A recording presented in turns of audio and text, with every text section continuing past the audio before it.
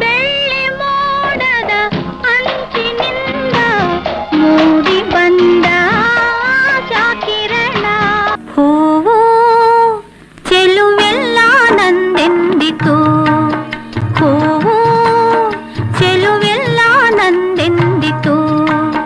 ಹೆಣ್ಣು ಹೂವ ಮುಡಿದು ಚೆಲುವೆ ತಾನೆಂದಿತು.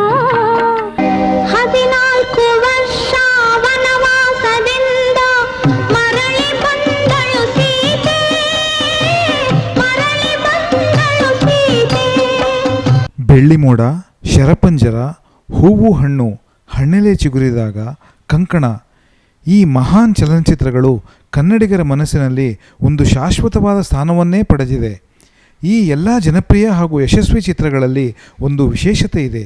ಅದೇನೆಂದರೆ ಈ ಎಲ್ಲ ಸಿನಿಮಾಗಳು ಆಧಾರವಾಗಿರುವುದು ಕನ್ನಡ ಹಿರಿಯ ಸಾಹಿತಿಯಾಗಿರುವ ತ್ರಿವೇಣಿ ಅಂದರೆ ಅನಸೂಯ ಶಂಕರ್ ಅವರ ಕಾದಂಬರಿಗಳು.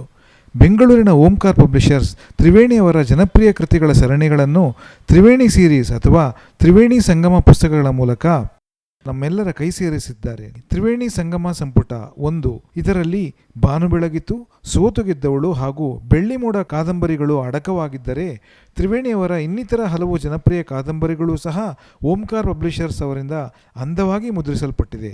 ತ್ರಿವೇಣಿಯವರ ಬರವಣಿಗೆ ಸರಳವಾಗಿದ್ದು ಓದುಗರ ಮನಸ್ಸಿನಲ್ಲಿ ಆಳವಾದ ಪ್ರಭಾವವನ್ನು ಬೀರುತ್ತದೆ. ತ್ರಿವೇಣಿಯವರ ಎಲ್ಲ ಕಾದಂಬರಿಗಳು ಮಹಿಳೆಯರ ಬದುಕಿನ ಸೂಕ್ಷ್ಮತೆ, ಗೊಂದಲ ಹಾಗೂ ಸಾಮಾಜಿಕ ಅಸಮಾನತೆಗಳನ್ನು ಹೃದಯಸ್ಪರ್ಶಿಯಾಗಿ ತೋರಿಸುತ್ತದೆ. ಅನೇಕ ಕಾದಂಬರಿಗಳು ಮತ್ತು ಕಥೆಗಳ ಮೂಲಕ ತ್ರಿವೇಣಿ ಕನ್ನಡ ಸಾಹಿತ್ಯದಲ್ಲಿ ಅಮರವಾಗಿದ್ದಾರೆ. ಕನ್ನಡ ಸಾಹಿತ್ಯದಲ್ಲಿ ತ್ರಿವೇಣಿಯವರ ಪಾತ್ರ ಅತ್ಯಂತ ಮಹತ್ವದಾಗಿದೆ.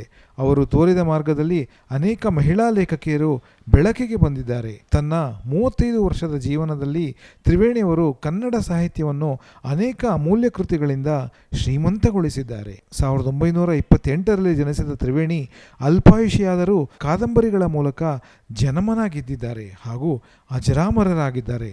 ಓಂಕಾರ್ ಪಬ್ಲಿಷರ್ಸ್ ಹೊರತಂದಿರುವ ಈ ಎಲ್ಲ ಪುಸ್ತಕಗಳು ತ್ರಿವೇಣಿಯವರಿಗೆ ಸಲ್ಲಬಹುದಾದ ಒಂದು ಸಣ್ಣ ಗೌರವ.